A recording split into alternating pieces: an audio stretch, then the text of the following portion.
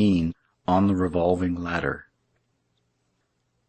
The mining operations at New Aberfoyle continued to be carried on very successfully.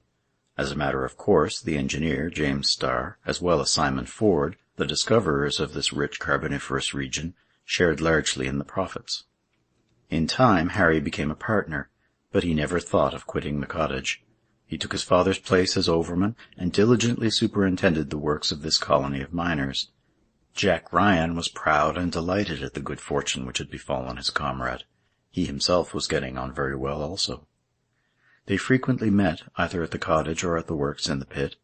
Jack did not fail to remark the sentiments entertained by Harry towards Nell.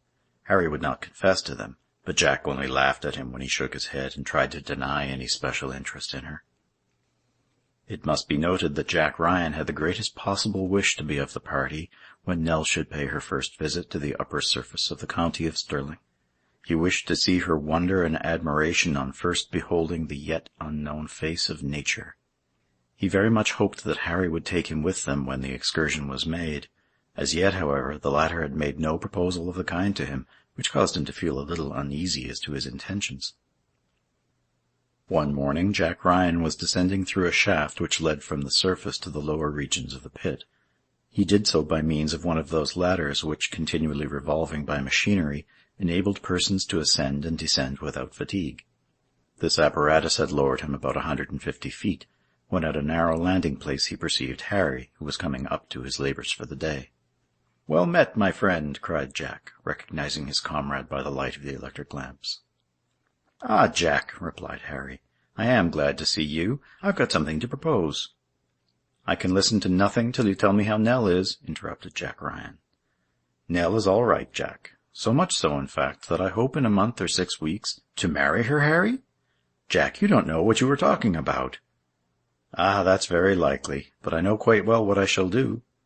"What will you do?" "Marry her myself, if you don't, so look sharp," laughed Jack. "By St. Mungo, I think an immense deal of bonny Nell. A fine young creature like that, who has been brought up in the mine, is just the very wife for a miner. She is an orphan, so am I, and if you don't care much for her, and if she will have me—" Harry looked gravely at Jack, and let him talk on without trying to stop him. "Don't you begin to feel jealous, Harry?" asked Jack in a more serious tone. "Not at all," answered Harry quietly. "But if you don't marry Nell yourself, you surely can't expect her to remain a spinster." "I expect nothing," said Harry. A movement of the ladder machinery now gave the two friends the opportunity, one to go up, the other down the shaft. However, they remained where they were. "Harry," quoth Jack, "do you think I spoke in earnest just now about Nell?" "No, that I don't, Jack." "Well, but now I will. You speak in earnest? My good fellow, I can tell you I am quite capable of giving a friend a bit of advice." "Let's hear then, Jack." "Well, look here. You love Nell as heartily as she deserves. Old Simon, your father, and old Madge, your mother, both love her as if she were their daughter. Why don't you make her so in reality? Why don't you marry her?" "Come, Jack," said Harry. "You are running on as if you knew how Nell felt on the subject." "Everybody knows that," replied Jack, "and therefore it is impossible to make you jealous of any of us. But here goes the ladder again. I'm off." "Stop a minute, Jack," cried Harry, detaining his companion, who was stepping onto the moving staircase. "I say, you seem to mean me to take up my quarters here altogether." "Do be serious and listen, Jack. I want to speak in earnest myself now." "Well, I'll listen till the ladder moves again. Not a minute longer." "Jack," resumed Harry, "I need not pretend that I do not love Nell. I wish above all things to make her my wife." "That's all right." "But for the present I have scruples of conscience as to asking her to make me a promise which would be irrevocable." "What can you mean, Harry?" "I mean just this, that, it being certain Nell has never been outside this coal mine in the very depths of which she was born, it stands to reason that she knows nothing, and can comprehend nothing of what exists beyond it. Her eyes, yes, and perhaps also her heart, have everything yet to learn. Who can tell what her thoughts will be, when perfectly new impressions shall be made upon her mind?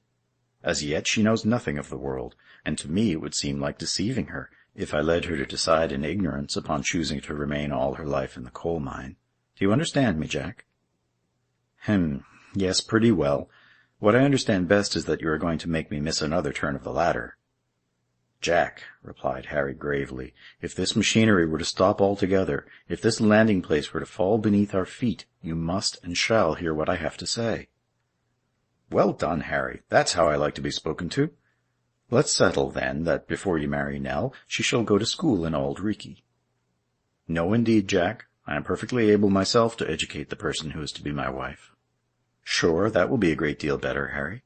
But first of all," resumed Harry, "I wish that Nell should gain a real knowledge of the upper world.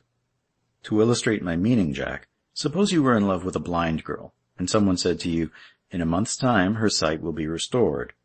Would you not wait till after she was cured to marry her?" "Faith, to be sure I would!" exclaimed Jack. "Well, Jack, Nell is at present blind, and before she marries me, I wish her to see what I am, and what the life really is to which she would bind herself. In short, she must have daylight let in upon the subject." "Well said, Harry, very well said indeed," cried Jack. "Now I see what you are driving at. And when may we expect the operation to come off?" "In a month, Jack," replied Harry. "Nell is getting used to the light of our reflectors. That is some preparation. In a month she will, I hope, have seen the earth and its wonders, the sky and its splendors. She will perceive that the limits of the universe are boundless."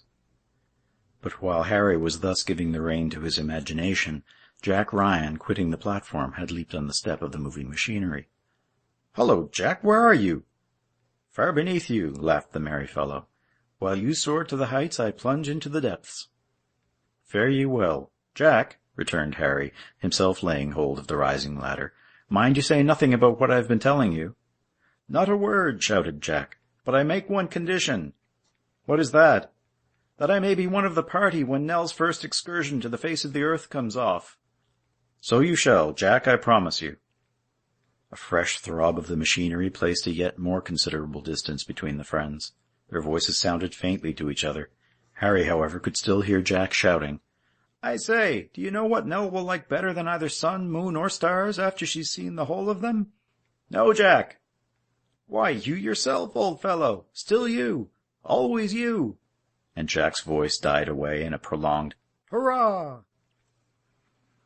Harry, after this, applied himself diligently, during all his spare time, to the work of Nell's education. He taught her to read and to write, and such rapid progress did she make, it might have been said that she learnt by instinct. Never did keen intelligence more quickly triumph over utter ignorance. It was the wonder of all beholders. Simon and Madge became every day more and more attached to their adopted child, whose former history continued to puzzle them a good deal. They plainly saw the nature of Harry's feelings towards her, and were far from displeased thereat. They recollected that Simon had said to the engineer on his first visit to the old cottage, "How can our son ever think of marrying?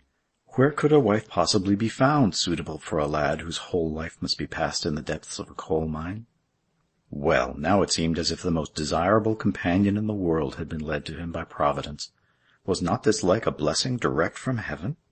So the old man made up his mind that, if the wedding did take place, the miners of New Aberfoyle should have a merry-making at Coaltown, which they would never during their lives forget. Simon Ford little knew what he was saying. It must be remarked that another person wished for this union of Harry and Nell as much as Simon did, and that was James Starr, the engineer. Of course he was really interested in the happiness of the two young people, but another motive, connected with wider interests, influenced him to desire it. It has been said that James Starr continued to entertain a certain amount of apprehension, although for the present nothing appeared to justify it. Yet that which had been might again be. This mystery about the new cutting. Nell was evidently the only person acquainted with it. Now, if fresh dangers were in store for the miners of Aberfoyle, how were they possibly to be guarded against, without so much as knowing the cause of them? "Nell has persisted in keeping silence," said James Starr very often. "But what she has concealed from others, she will not long hide from her husband. Any danger would be danger to Harry as well as to the rest of us. Therefore, a marriage which brings happiness to the lovers, and safety to their friends, will be a good marriage, if ever there is such a thing here below." Thus, not illogically, reasoned James Starr. He communicated his ideas to old Simon, who decidedly appreciated them. Nothing, then, appeared to stand in the way of the match. What, in fact, was there to prevent it? They loved each other. The parents deserved nothing better for their son. Harry's comrades envied his good fortune. but freely acknowledged that he deserved it. The maiden depended on no one else, and had but to give the consent of her own heart. Why, then, if there were none to place obstacles in the way of this union, why, as night came on and the labours of the day being over, the electric lights in the mine were extinguished, and all the inhabitants of Coaltown at rest within their dwellings, why did a mysterious form always emerge from the gloomier recesses of New Aberfoyle, and silently glide through the darkness? What instinct guided this phantom with ease through passages so narrow as to appear to be impracticable? Why should the strange being, with eyes flashing through the deepest darkness, come cautiously creeping along the shores of Lake Malcolm? Why so directly make his way towards Simon's cottage, yet so carefully as hitherto to avoid notice? Why, bending towards the windows, did he strive to catch, by listening, some fragment of the conversation within the closed shutters?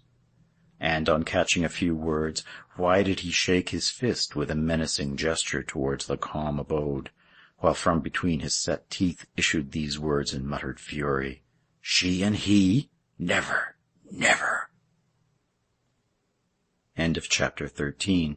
Recording by Sean Michael Hogan, St. John's, Newfoundland, Canada.